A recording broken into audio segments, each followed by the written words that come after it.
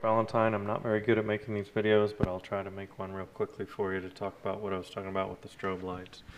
So basically, Ray Wu sells these 5-volt strobe lights that are WS2811s, and so all I've done is I've got my board and power supply and an extra monitor, and I hooked up a string of 50 of them, and I just basically in my model configuration I ignored the first 10 strobes and ignored the last 10 strobes, and then set it up so basically it's a string of 30 of them and just put the strobe effect on them. And as you can see, they're just individually firing. But what I did with mine to make them a little bit stronger, go up here and stop this for a second, is I bundled, one day I was holding a handful of them and trying to figure out how can I make these things brighter, and that's when I realized, well, why don't I put 7 of them together? So I did like I did there. Here's another 7 here that aren't actually bundled together. And then I went over here to my Falcon controller setup, and on Falcon controller, oops, sorry.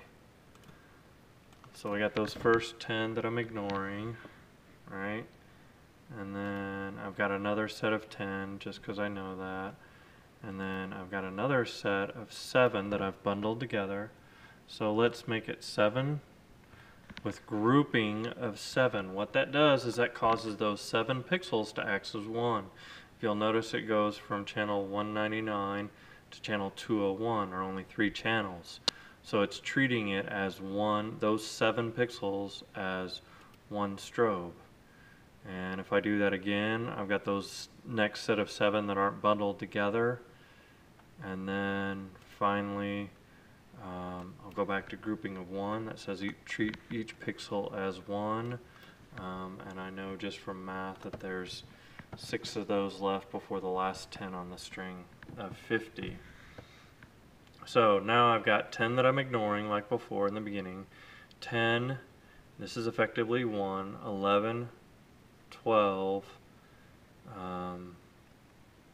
and then 6 more makes 18. I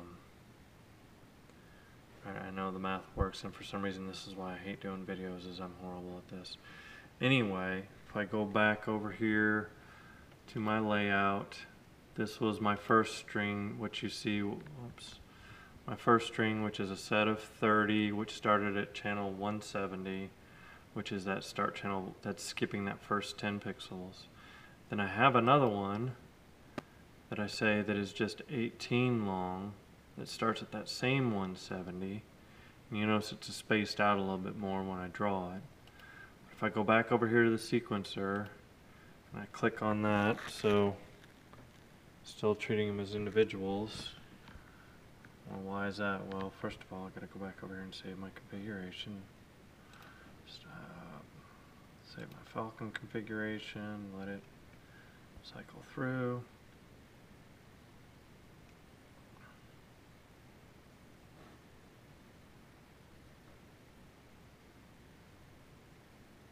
Okay, now I've got it reconfigured. Now let's grab the strobe effect from over here,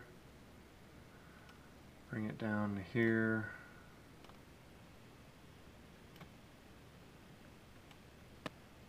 Just have it acting the same as the other one. But now the difference is, see how those bundles of 7 light up as 1? Now they're staying on, which is making it. But basically, it's treating those 7 pixels as 1, and I don't know if you can tell the difference.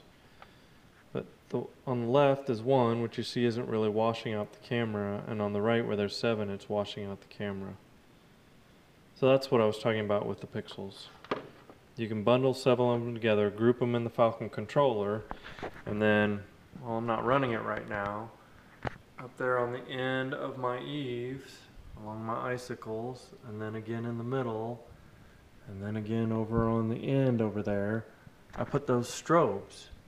And I'll send you a link to one of my videos and show you and mark a spot in the video where you can see these strobes acting like one that, trust me, are plenty bright enough compared to regular because they're already bright. They're pixel strobes, but you put 7 of them together and get them flashing and stuff, and I'd put them against just about any other strobe. And if you want, bundle 14 of them together and group it as 14. That's the great thing about the Falcon controller. All right, I'm going to shut up now so I can get this loaded. Hope this helps, Sean. Let me know if you have more questions. Bye.